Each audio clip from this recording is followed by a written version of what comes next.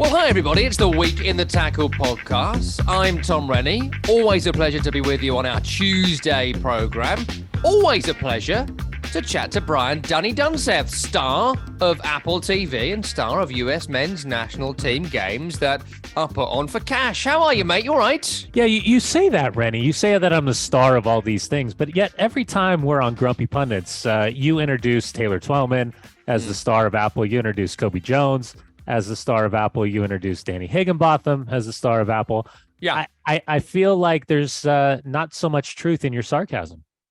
I mean, the thing is, it isn't sarcasm. It's trying to, like, puff up the guests to make them happy to be here. So, like, if you invite someone round your house for dinner and you know they've got a terrible shirt on, you don't go, "Hi, face, you look bad." Sorry, Tim. You say, "Oh, hi, John. Thanks for coming around the house. This shirt really suits you. I like the lapels. It's very 70s, but that's in right then." Yeah. So, you got to be nice to people. That's my motto. Be nice to people. Praise them for their work. From now on, when I introduce you, I'm going to be like, "Hey, this is Tom Rennie. What a fantastic shirt he's got on." Yes, this is my favorite jumper. This is my Smalls jumper. Yeah. I'm wearing today that you made me eat Smalls in. Yeah. Hey, by the way, I got a quick story for you. Oh, God, quick story for you. So you said you've got to be out early today. We haven't got that much to record, and now we've got a little story. No, it's worth it. It's worth it. So I was at Real Salt Lake, and I was walking around the stadium, and the head of groundskeeper, grounds crew, his name is Danny Farnes. He listens to the show. He loves it. He pulls me aside, and he goes, "Come on now, give me the real. Rennie can't be that miserable." And I said, "Yes, he is absolutely that miserable. I really am. He really is." And he goes, "I love listening to him, like, literally traverse the highs and lows of his fandom for West Ham. He seems like an absolutely great guy." And I said, "You're wrong. He's a terrible human being." That's true. But he does show a nice side of him every once in a while. So Danny Farnes, best field in Major League Soccer, best playing surface in Major League Soccer. By the way, favorite story about Dan Farnes, there was a snowstorm. He was out on the field. They were having to shovel the lines out. The orange ball was in. And he actually somehow got the crowd to be like, "Oh," and he'd start shoveling. "Oh," hey! And he'd, like, throw the snow in the air. And he was like a fun snow time entertainment inside the stadium. So not only is Danny Farnes the brilliant magician when it comes to field surface, he is also the star of shoveling snow at America First Field in Salt Lake City. This reminds me, before we get into today's topics, of which there are many and not a great deal of time to cover them all, but it's fine. Danny had a story, so it's fine. We're going to be doing some shows until we get to the Champions League final, FA Cup final, into the start of June, but then Danny and I are going on some holiday. So what we're going to do is we're going to record some question time programs. So what we're going to do at some point, maybe this week, next week, we're going to start asking for some questions. So we're going to record 3 or 4 question time shows. So if you have questions for Danny, for me, for example, Tom, are you so miserable? Is it performative, or are you just like that? If that's a question you have, I can answer that in great detail for you on the Question Time show. So send your questions in to the Week in the Tackle handle on Twitter. You can do it on our YouTube page. Just comment underneath the videos and Tim will collate the questions. We'll do some tweets and whatnot for the questions as well. And as well, you can put it in your reviews for the program. So if you can write a review, as well as making it 5-star or whatever, you could also write some real nice things, and we'll read out some of the reviews as well. Reviews are available on both Apple and Spotify, where we post the program. So do that for us. All right. It makes us look good. And isn't that really what this entire project is all about? Speaking of trying to make things look good, segue. Let's talk about Howard Webb. Howard Webb was on Sky Sports in England on Monday Night Football with Jamie Carragher and Gary Neville. He was also on TalkSport in England with Jim White and Simon Jordan, talking about VAR. Now, you see this a lot, Danny, in MLS. You've got the YouTube show where they kind of go through the major decisions. And it's something that we've spoken about a lot in terms of transparency, in terms of understanding, and in terms of trying to recover the reputation of VAR in the Premier League, which, is massively on the floor, to the point where I've always been a huge advocate, as you know, regular listeners will know, of VAR and technology. But I've just been so, I don't know if disappointed isn't a strong enough word, by the way it's gone of late, if not all season, that even I'm a bit like, look, if it isn't about getting right decisions and wrong decisions, let's not bother. I've got loads of questions for you and about 4 or 5 angles I want to take on it. But if you haven't seen it, folks, there's 5 clips, clearly painfully negotiated. They were going to play on Sky Sports. A Kai Havertz disallowed goal in Chelsea-Liverpool for a clear handball. Newcastle penalty overturned against Arsenal for a Jacob Kivior handball, which hit his thigh first. Clear deflection. That was a correct decision. Joe Linton onside against West Ham for their second goal of 5. Right decision. Trossard's goal for Arsenal against Leicester disallowed for a Ben White foul on the goalkeeper. And one wrong decision, which was Tony getting a penalty for Brentford against Bournemouth, where they had a procedural issue as opposed to it being just a huge balls up where they couldn't rewind the tape for another 3 seconds to check if there was a foul by the Brentford striker first. Danny, you've watched it all. I've watched it all. I've got some specific questions for you and some views on this. But broadly, what did you make to it? Yeah, not surprised. And again, it's different for me because I have the insight of being involved in the broadcast production side for covering the matches in Major League Soccer, and have done so with NBC Sports, with Fox Soccer Channel, for ESPN, and for Real Salt Lake over the years, and now with Apple, obviously. So all of the verbiage that I think is extremely new to the general public in England because of Howard Webb kind of cultivating a lot of this language during his time at Major League Soccer, or excuse me, at Pro within the confines of Major League Soccer. The APP, the attacking phase of play. I'd never heard that. I'd never heard that till last night. Yeah, so we say the offensive phase of play as well, but the attacking phase of play, when the ball turns over, in that starts the attacking phase of play, the APP, that leads to a goal. So they'll roll it all the way back to see if there's any type of foul, offside, blah, blah, blah. So anyways, what I'm trying to say is the verbiage for us is somewhat familiar. Now, I still think he has the same challenges, which is number one, first and foremost, fans and players don't know the laws of the game. They don't know the updated versions of the laws of the game. And the application of the laws of the game still has subjectivity when you're talking about human error. It's not just the technology. The one thing that Howard's always been very clear about is the statistical side of numbers that are quote unquote correct decisions that have been utilized through VAR. Not too often will he emphasize the incorrect decisions.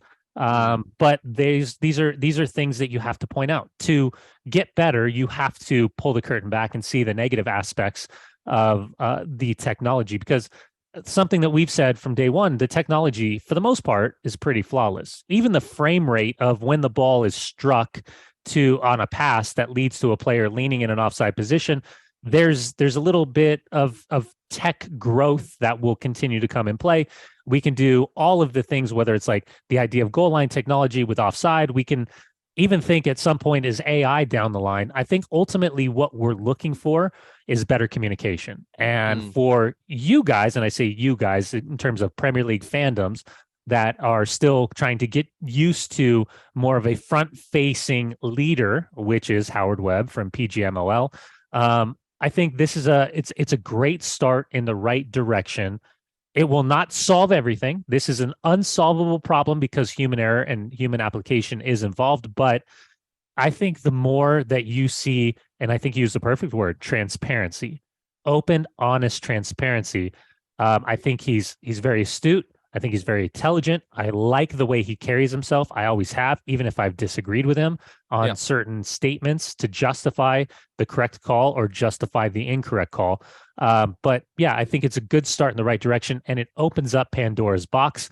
Where we go from here is ultimately up to not only Howard Webb and PGMOL, but it is also up to IFAB and FIFA in conjunction with Howard Webb. I picked out a few bits here that I'd love to get your view on, and I'd like to give mine on as well. But a couple of points you made in there were really interesting. He did say in the Sky Sports interview what you always say about commentators, button it, and let's hear the dialogue live. That's currently banned by IFAB. So he couldn't do that even if he wanted to. I don't know if he would or wouldn't. But that's something you raised a couple of weeks ago, that there is an answer to that, which we didn't have previously. So I didn't know that. He literally cannot do it. He is hamstrung by it. FIFA and IFAB, But that was really interesting, I thought.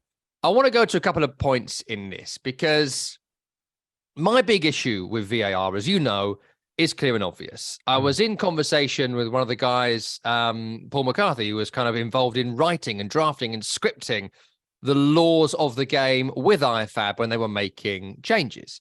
And one of the things they said to him was, and he told me this on a TalkSport 2 show we were doing together, was that clear and obvious had to be there. And he kept saying to them, I'm paraphrasing a conversation from 7 years ago here, but he basically said, I'm not sure that's going to work. I can't make it work with this phrasing if this is what you want to do. Get it right and wrong. I can't make a clear and obvious kind of argument with that. It's right or it's wrong. And I was watching the Howard Webb thing last night. And again, completely agreement with you. I don't doubt his integrity or his intentions or his ability for a second. I think it's an incredibly tough job and we'll see how he does on it. But part of this to me is that it just needs to be right or wrong. Is that the right decision or the wrong decision? And I feel like Howard Webb last night, as all referees do, tying themselves up in knots to make clear and obvious work. And he said, I don't want VAR to re-referee the game, something we hear a lot. He said, we wanted to capture really big situations that are wrong. And that's where I think this keeps on falling down over and over again. Correct. What's a big situation? Who decides that? Why do we have that subjectivity? Why, for example, is something reviewed like Divin Mubama this weekend? I know it's not a big thing, but he accidentally handballed the ball for West Ham, trying to protect his face from hitting the post. And it was an accidental handball that is allowed within the laws of the game, to my reading of it, which led to a goal because it wasn't directly leading to a goal. Whereas Thiago, handball, West Ham, Liverpool, game I was at a couple of weeks ago, that wasn't reviewed on field, but Michael Oliver did review the one on the weekend. And, it's a goal or it's not or whatever. But there's all these extra bits that are thrown in. He says re-referee the game. I say take away clear and obvious. I just focus on the simple thing. Right or wrong? Right or wrong? Did he get it right? If he got it right, we leave it. If he got it wrong, we mention it. Yeah. Is this ever going to be solved, Dunny, if they're trying to guard against re-refereeing and trying to make clear and obvious? Until we get rid of that, it's fatally flawed forever, isn't it? Well, so I'll bring an example that I just dealt with at the weekend. Max Bretos and I for Apple TV had Real Salt Lake against LAFC. And in the first half, LAFC had a penalty shout in their favor. And the referee didn't call it, right? He said play on. The VAR was Jorge Gonzalez at the time. Lozier, the Canadian referee, was the man in the middle. It fell into the parameters of, was there a clear and obvious mistake? And this was one of your prototypical, if he calls it, it's not overturned. If he doesn't call it, the referee, the VAR doesn't suggest, because this idea of clear and obvious. Second half, last couple of minutes of the game, Bouanga goes down. For me, he's pulled up the landing gear. He's baited the referee. There's minimal contact. It is as soft as one could have in terms of a penalty called in your favor. But again, VAR, because there's a slight brush, there's no overturning or suggestion of, hey, go take a look at this. So the first one for me was a penalty. The second one was not a penalty. But in real time and with the inclusion of VAR, the first one was not a penalty. The second one was a penalty. So the conversations I continue to have come down to clear and obvious. I need a tangible description. I need a physical description. I need a verbal description to help us as broadcasters, yourself and myself, to describe to the general public, because this is what happens. We also get sucked into this. And I'm not trying to make this a me conversation or a you conversation in conjunction with this. But the idea for broadcasters is that we are effectively the voice of what is happening in front of us. And I've been an advocate, and the technology is there. And I know this is a FIFA and it's an IFAB thing. And I know there would be pushback from referees in real time because they're not used to the idea of having their conversations being broadcast live, and they don't want to get caught with the hand in the bag. Somebody says something inappropriate or something happens, and it's obvious that there's a mistake being made and they've gone about this wrong. I get all that. But the reality is, for us, unless us knuckleheads can just lay out and listen to the conversation, because it's a learning opportunity. It's a teaching moment for everyone to understand the laws of the game and the programming of how these referees come to a decision on the field and through VAR and the assistant VAR. Unless that happens, we're still stumbling around looking for potentially what they're looking at. And I don't care the slack line and how quickly the information is relayed through the broadcaster to the booth to at least verbalize what's being looked at. Hey, they're looking at a potential handball. Hey, they're looking at a potential offside. Hey, they're looking at a potential red card foul. Blah. All of these things happen. It still doesn't afford us the opportunity to disclose properly what's happening. So in these situations, we become as guilty as what we're seeing because we're grasping at straws to what's happening in real time. And then trying to then understand, grasp at straws, and then verbalize our own opinion of what we're seeing, either the decision is being made or not made. So there's so many different difficulties. And by the way, still, we're talking about human error. We're talking about subjectivity. Yeah. And clear and obvious, there's so many levels to this conversation. I mean, for example, what if you have like a really established center referee and a really young VAR, or vice versa, and not wanting to, you want to let the kid referee the game, but then, hey, you want to make sure it's right. Or, hey, this guy, he's reffed at the highest level. Do I really want to interfere with that call? Do I really want to suggest, hey, you screwed up, I think you need to take a look? Or is there like for like relationships in terms of respect between the two? All of these things come to play. And by the way, what you think is a penalty isn't necessarily what I think is a penalty. What you think is a handball isn't necessarily what I think is a handball. So the subjectivity is still the biggest conversation point in this whole conversation about clear and obvious. I think you make a really good point in there, loads of good points. But the part about the laws of the game and people not knowing them, I find really, really interesting. You know, I watch sometimes players that have played at the very, very top level for 20 years. They come into Talk Sport. Let's just say some of them played centre-half for Arsenal, naming no names. And they clearly don't know the laws of the game when they're describing an incident. And what I really found interesting about this was, and this is why I want to see clips where they've made huge errors. I want to see Darwin Núñez diving for a penalty, Liverpool, Fulham. I want to see Max Cornet's disallowed goal, West Ham against Chelsea. I want to see that process because, you know, these clips being as selective as they were, 4 great examples and 1 example they were able to just kind of explain away with a procedural error, which I'm not that happy with. Rewind the tape 10 more seconds, surely, to when the contact began. But whatever, that's fine. They're giving us a soft mistake in a low-profile game, Brentford-Bournemouth. But the laws of the game conversation, when you watch these clips, you hear the referee and the assistant referee and the VAR, whatever, having a conversation about what the law is. They're trying to see whether it fit that particular brief. And the amount of times I see people having a conversation about, oh, I don't think that was a foul. Or I see things like, you can't send him off for that. He's not tried to hurt him. And you're a bit like, that's not in the laws of the game, whether he tried to hurt him or not. Intent isn't there. There's, you know, reckless or brutality or those sorts of words. And that's the conversation we should be having. And we don't have those conversations or hear that high quality conversation because not enough people know the laws of the game. And that's fair enough. I don't expect a passive fan of Leicester City to be like, hold on a minute, I'll consult my laws of the game app on my phone to make sure that, of course not, right? That's what I'm doing for you, hopefully, as the commentator. And that's what broadcasters are hopefully doing for you when you're listening to that conversation. So I thought that element was really interesting. But Dunny, final little bit on this. I know we're doing too much on it and I want to get to some other bits, but that's what is missing here. This was great and really informative and really interesting, really controlled, but maybe they don't think we're ready for letting them off with huge errors, you know, understanding huge errors. I don't know the reasons for it, but part of this is I want to see that Núñez example and hear that conversation to understand how, as I always say to you, they could watch that on television and come to a completely different understanding of the laws of the game to what I have when I'm looking at the same laws they are. I think I need that, and we didn't get that. We all do need that, and it's the same thing. And I can tell you, in situations where we've been on calls with Pro when Howard was leading the charge here in Major League Soccer, there was pushback from us as broadcasters on certain situations. Like, you're justifying what you're trying to say is or is not a penalty in favor of whatever, while in reality, that's just not clear. You know, like, we would push back and we would have this debate. We would have this conversation. And one of the things that Max Bredos and I are trying to do is we're actually trying to figure out a way how we can go in to one of these referee camps and sit in and understand not only the laws of the game and the application of the game, but the process itself, and have the transparency in terms of conversations. Because now we're doing this thing where we're saying, we got to get an ex-player in there. I can tell you, I played with a lot of guys that have no clue.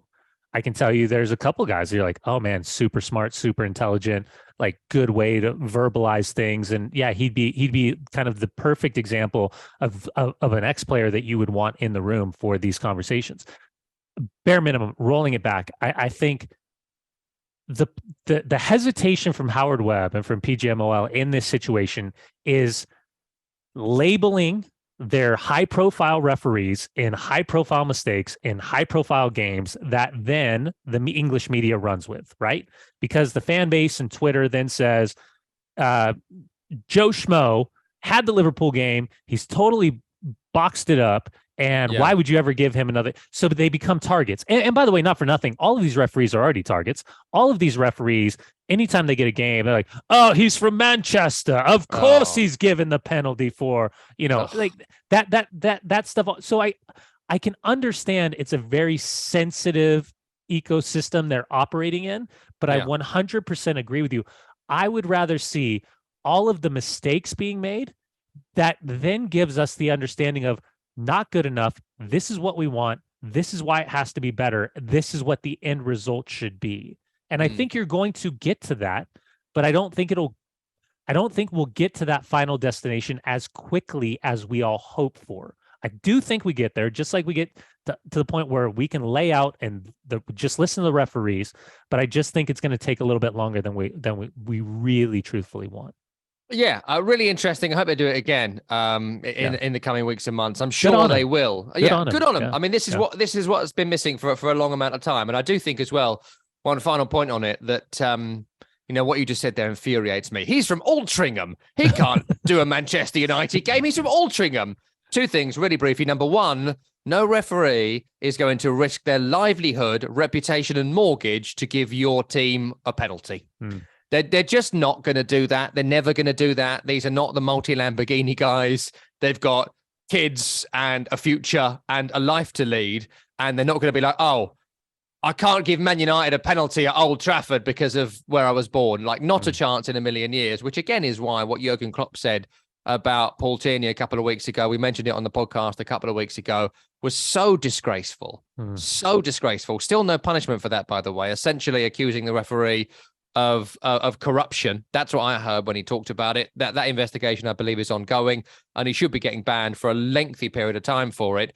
But you wouldn't have a conversation about corruption, I think, if you heard these kind of conversations, because there's no room for it. Because if it's all transparent, there's no room. Right, moving on. I want to talk to you about the Bundesliga, specifically about the Premier League going a bit Bundesliga. Because this weekend, Brighton beat Arsenal, as we predicted on our Friday show. Yeah. Terrific performance again, something we spoke about with Danny Welbeck on Sirius XM FC on Tuesday, really interestingly. One of the few players that might still be there next season, which we might get to as a conversation today or at a later date. But City, they're about to be champions. If Nottingham Forest get a draw against Arsenal on Saturday, City will be champions before they play on Sunday. If Arsenal have won and City are victorious, they'll be champions on Sunday. If they win that game, one victory in their final three, they will be champions of the Premier League. So City winning it this year, City winning it last year. City won it the year before. Liverpool then beat City by getting like 10 million points to be champions. City won it before that. City won it before that. So it's 3 in a row. It's 5 of 6. It's got to be stopped, hasn't it, Danny? By the way, I love that while you can't see Tim Horsey, general public out there, I saw Tim Horsey. And as you rattled all that off, you would have thought that Tim Horsey, Liverpool supporter, would have been happy that his Liverpool was in there somewhere in those 6 years. But it was just disgust. It was painful disgust. And I fucking love it. Sorry, Tim Horsey. That's just for you, because I just want to make your life just a little bit more difficult today. That sounds super malicious. Yeah, I got double birds for that one. Listen. Yes, you're correct. Everything you just said is a factual statement. And what's also a factual statement is that Arsenal completely blew it with this run-up of games. And it's okay to point this out, because the conversation of blew it, the conversation about bottled it, the conversation about whatever, describe however you want. The reality is this wasn't just the game against Man City where Arsenal lost it. Arsenal, checks notes here. Okay, 2-2 draw at Liverpool. It's a great result. Big scheme of things. At West Ham, 2-2. Southampton, 3-3. Brighton at home, 3-0. This is more as much as this absolutely is a Man City conversation because of strength of roster, depth, style of play, Pep Guardiola, incredible investment, money, state-owned, blah, blah, blah, blah, blah. This was Arsenal's title to lose, and Arsenal lost the title. So I just think there's more of a, I think there's data points here that we got to point out, because even though they had an extraordinary year by standards, if you would have started at the beginning of the season and said second place finish, yay, absolutely. That's not how it works, though, is it? That's not how it works. Had a 9-point lead. No, sorry, it was an 8-point lead when we were talking about, what was it, 9 teams within 4 points of relegation. They had an 8-point lead, And by the way, out of all the competitions, only had to focus on Premier League. So what have we become? An incredibly dominant era that Man City is in. How do we stop it, Danny? How do we stop this happening? Because at the moment, the Premier League pays my mortgage. I'm like those referees that wouldn't be corrupt because we need the money. So, we're going to have some integrity here. Yeah. So, it has to be stopped. And people ever go at me all the time about bringing up sovereign wealth funds. And at some point, the top of the Premier League is going to be sovereign wealth fund against sovereign wealth fund against sovereign wealth fund. And I don't know. I just don't want that. Yeah. I think, and this is coming from a Manchester United fan, right? I give credit, and I know this really irritates the shit out of you. Sorry, Tim. Still think I should be able to say it. That they've done their business well. They've have the infrastructure and the financial backing to do whatever they need to do, but they execute early. And when they execute early, their business is always done before deadline day. And they always recognize the place in which they have to, at least under the Pep Guardiola years, where they have to strengthen. But everyone recognizes. No, but sorry, you said this before. But everyone recognizes the issues they've got. But some of us, have to adhere to financial fair play and things like that. Here's the leverage point. As opposed to Man City, who apparently don't, allegedly. Allegedly, and significant, serious accusations laid at their feet. Here's the reason why I say that. Look at Chelsea. Chelsea spent what? £600 million this year alone during 2 transfer windows. Yeah, but they did it like they were gorging on transfers, not doing it over a period of time. But that is my subtle point in this conversation, is that this extraordinary amount of money teams are willing to spend. Teams have there are a select few teams that are capable of spending the same type of money that Man City's been spending, and yet they've been doing it so poorly. So I get what you're saying. I still give credit to Man City, even though I understand the backing and the financial infrastructure, everything that they have that is not to the liking of a majority, 99% of other Premier League fans. So going forward, how do we stop them? You hope Pep walks out the door. You hope for significant injury to significant players that can minimize what they're capable of doing. And outside of that, you got not a fucking chance in the world. Sorry, Tim. What we need to do, right, as fans of other clubs, and if you're like me, you don't want the top of the Premier League to be sovereign wealth fund, v sovereign wealth fund, v sovereign wealth fund. What you got to do is desperately hope that Manchester City win the Champions League. You got to desperately hope for it, because City are always going to be up there, even with useless managers like Manuel Pellegrini during his time at City. And I say that because he was so bad at West Ham. I know he's had a good career. That's a lot of shots. Yeah, a lot of shots taken. But I still don't like him. And he's old. He's grandma hair. I still don't like him. Good looking. I never forgive him. But we need to hope that Man City win the Champions League, the rest of us. Why? Because Guardiola then might go, you know what? I could do with a sabbatical. And he'll go on a nice long sabbatical and go back to Barcelona in 3 or 4 years' time and do whatever he wants to do after that. He's not going to leave Manchester City until they've won the Champions League, right? Guardiola isn't going to leave. So if they win it, maybe next season he's a bit like, it's exhausting pushing this lot from April to May to win a title again. 7 wins, 8 wins, 9 wins in a row. So we've got to hope that he gets tired of it. Yeah. And if he does, he will leave, and they will have to hire someone else that won't be Pep Guardiola, because Pep Guardiola is the greatest manager of his generation. And I'm happy to have the conversation about greatest manager of all time with people who can put some other suggestions forward. But no doubt for me, he is in that conversation. Even now, as he said on Tuesday before the game on Wednesday, his legacy is secure at City. And I tend to agree with that. So if that happens, maybe there's a chance for a little chink in the armor. Guardiola is a crucial part of what they've done over the last few weeks, as well as the sovereign wealth. So absolutely, we need that to happen. The other thing And it's an issue with all of, it's an issue with America. It's an issue with the UK. We have these complete tossers now who are trying to take the Conservative Party, who keep winning elections despite not winning the popular vote with the majority of the country. Ring any bells, America? They keep getting power despite the majority of the country not supporting their views. And they have this wanker conference this week where they're talking about how they could take the country even further to the right. And part of that is no regulation, hyper-capitalism, no regulation. Get rid of it all and let the market decide until, of course, it hurts their bottom line, in which case we need some regulations here. So what we need is someone to put a cap on the hyper-capitalism of the Premier League and all football. We've got to stop PSG and Manchester City and the Qataris and these sovereign wealth funds from taking the game so far away from us, the working class people who created this bloody game and made it so popular around the world, and they take it away from us because they see commercial opportunity. We're not stopping commercial opportunity. We're not stopping you doing anything you want, but we need tougher regulations. The financial fair play, it ain't doing it. No, sustainability rules, they ain't doing it because they're doing these things in negotiations with the people who quite directly don't want this to happen. So that's how we do it. Number one, support Man City to win the Champions League. Number two, some actual fucking regulations, Tim, that can control the hyper-capitalism that is stealing our game year by year by year. And to that point, let me ask you about Brighton. They are kind of the club that all of us not in the Super Six want to be. They beat Arsenal this weekend. They may well qualify for European football, incredibly, Danny, for the first time in their history this season, which is extraordinary. And we won't do the whole history of Brighton here. We've done it before. We'll do it again. But it is incredible. When I went to university in Sussex, they weren't at the Amex yet. They were playing an old athletics ground, the Withdean, up the road on the way to Brighton, nowhere near the town centre and nowhere near Falmouth where it is now. So incredible story, all of that.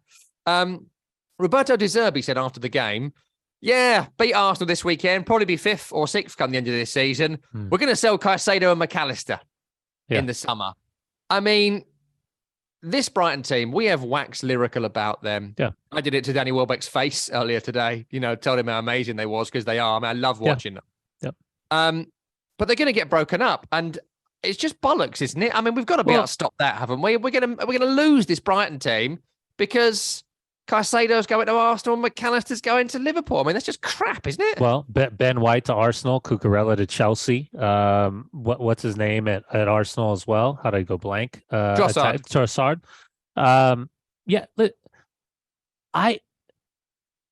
You think about the players, the amount of money that they've generated off the players just this last 2 seasons. You think about the money that they generated off Graham Potter and the coaching staff. Tony Bloom and whatever the directive has been from the top down, taking a huge risk on De Zerbi, who was a big unknown in Premier League circles. Although those that had paid attention to Serie A probably were much more acutely aware of his style of play. He made Gianluca Scamacca look like a striker. The guy's a miracle worker. Well, that's how he got 40 million out of West Ham. Well, the club got 40 million, maybe not him. You know what impresses me? Even when you go to Steele, Steele's got maybe a handful of Premier League games, and he's hitting 40-yard diagonals and picking out the wide players and the build-up out of the back. Someone said to me this weekend, that Jason Steele's got potential, isn't he? Where'd they get him from? I said, he's 32. Yeah. But he's been around forever. And he's just dropping dimes, and he's not even getting nervous. They're going to lose McAllister. They're going to lose these guys. It's the inevitable draw of the big boys. I am more. What's funny in this conversation is that my heartstrings are pulled more towards your conversation about Declan Rice and West Ham than they are about Brighton, because I think when there's certain young players that come through, and this idea of being a one club man, I think that rings true and rings heavy. And I think there's more of a DNA, a genetic DNA that's difficult to verbalize when you're talking about the difficulty of leaving a club, as opposed to being a non-England, non-local, non-city youth lad who's come through the ranks. And even though there's like the Chelsea to West Ham conversation, blah, blah, blah, still, when that club is giving you that opportunity to step into the big time, that's the club you identify with. It's. I think we've got to figure out this unique balance of yes, the sanctity, the purity of these clubs that are playing so well. How do we keep them together? How do we allow them to continue to build and continue to grow and become one of these, the next top six, and stay there as a top six competitor versus have a great season and then cash in? That's the unique conversation, because for the players, I agree. Like, would we love to see Enciso and Estupiñán and Caicedo and McAllister and all these guys stay? 100%. Because and be of what in the they're Europa doing. League and win the Europa League, qualify for the Champions League, add more players, and Brighton become, what should happen in football. It's what Leicester City was for a couple of years. Well, exactly right. And that's a conversation I do want to have in a second and ask you about them. But like, we should be talking about a team who can be good, get great, develop, grow, and take the position of Man United or Liverpool in that top group. But because of the financial disparity that's gone on since 1992 and has only been made worse by the sovereign wealth funds and the Champions League money, which, by the way, you get for never being fucking champion. Sorry, Tim. The idea behind the current Champions League is to get more money to Real Madrid so they wouldn't form a breakout competition. How'd that work out for you guys? The whole concept behind it is giving them more money to shut them up for a bit, and they'll never shut up because they're a starving animal that will never be satisfied with whatever you give them, but we're going to keep giving it to them anyway. Football should be like a great team can rise and other names fall down. That's what it's meant to be, not, hold on a minute, there's a possibility our position might get usurped. Let's buy all their players. Like, again, something has to be done to stop that. Otherwise, I genuinely think that people are going to fall out of love with this, or it's only going to be 6 teams left. And I don't want 6 teams left. Yeah. There's a kid across the street from me. He's about 5. I saw him go to school the other day. He was wearing a Manchester City kit. And I just thought, off. Sorry, Tim.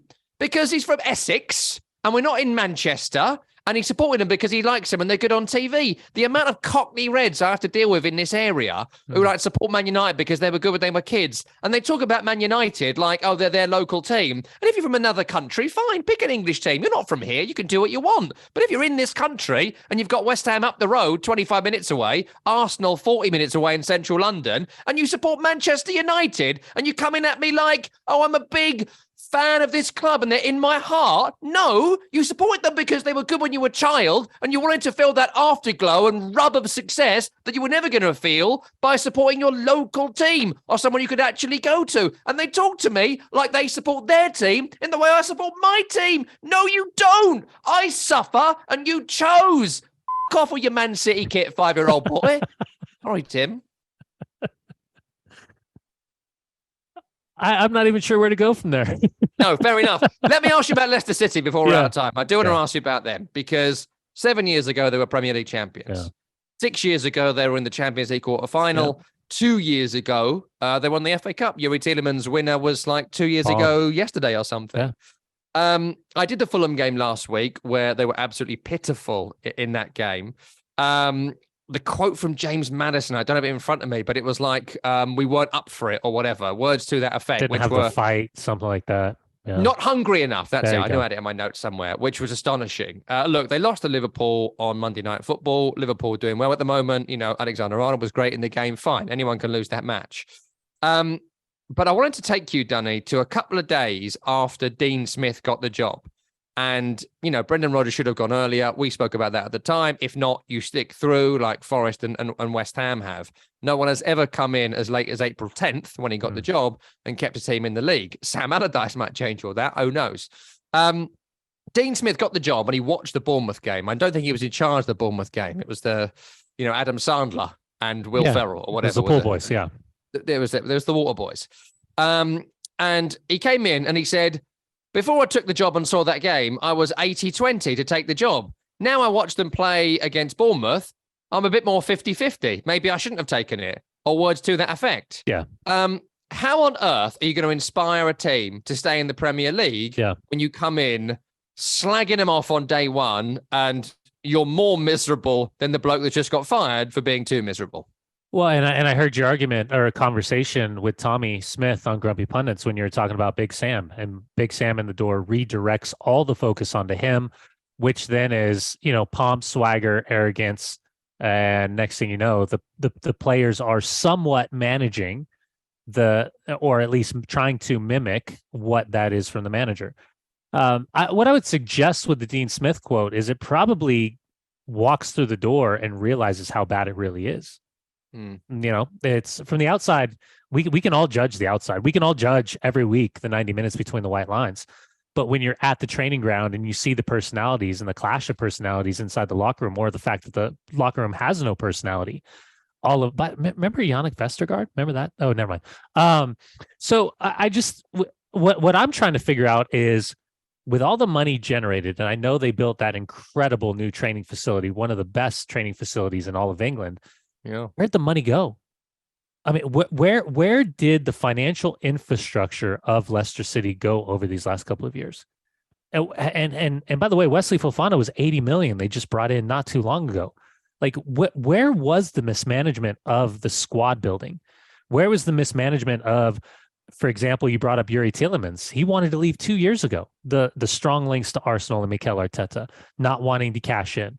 Brendan Rodgers saying that he had a valid contract. He had to stay with the contract. By the way, I always find it interesting when Brendan Rodgers talks about the validity of contracts, especially with what he did at Glasgow Celtic. So I just somebody is going to, at the Canaries always saying, at some point when they go down, there is going to be a deep dive into categorizing everything that's happened since Brendan Rodgers has taken over. Because I'm old enough to remember when Brendan Rodgers was fluffing his tail feathers about how he was at too big of a club to even consider leaving to go take over Arsenal. So it is a fall from grace, and really devastating, because I think the fairy tale story of Leicester City is one that this generation of new football fan, especially here, and I'll say this from a States perspective, it was such an amazing storytelling moment for the American football fan, the American soccer fan, to watch this club and understand that the mega rich, mega backed clubs had failed in that particular season. And to see the personalities on the field, to see the results and the consistency of the results, and to see the Vardy and the Mahrez and the Danny Drinkmore and the N'Golo Kante. That's still one of my favorites. The N'Golo Kante, the Wes Morgan, the Robert Huth, all of those personalities, as Schmeichel in the back. It was an incredible group, an incredible era.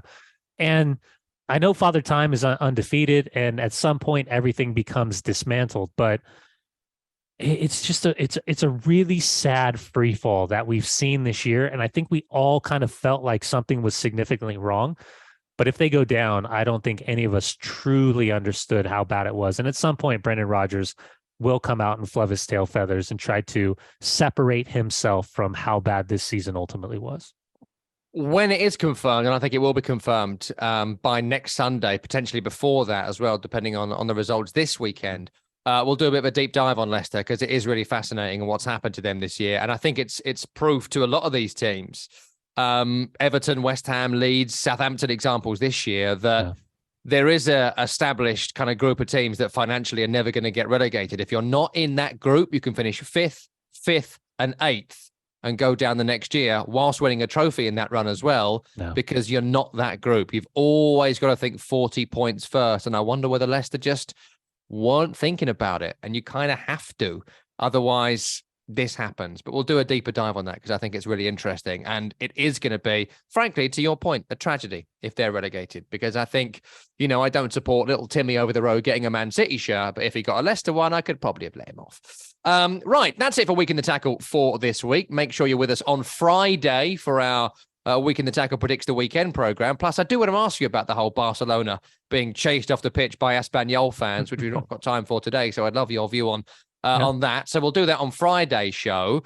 And that's about it. That's Brian Dunseth. I've been Tom Rennie. Tim Horsey produced the program. It's called Week in the Tackle. Subscribe wherever you get your podcasts. Watch the entire program on YouTube. We do shows on Tuesday and Friday. And leave us a nice review. Write something on Apple and Spotify. Give us as many stars as you possibly can. And get your questions in for some summertime question time programs, which we're going to put out across the summer. We'll see you next time. All right.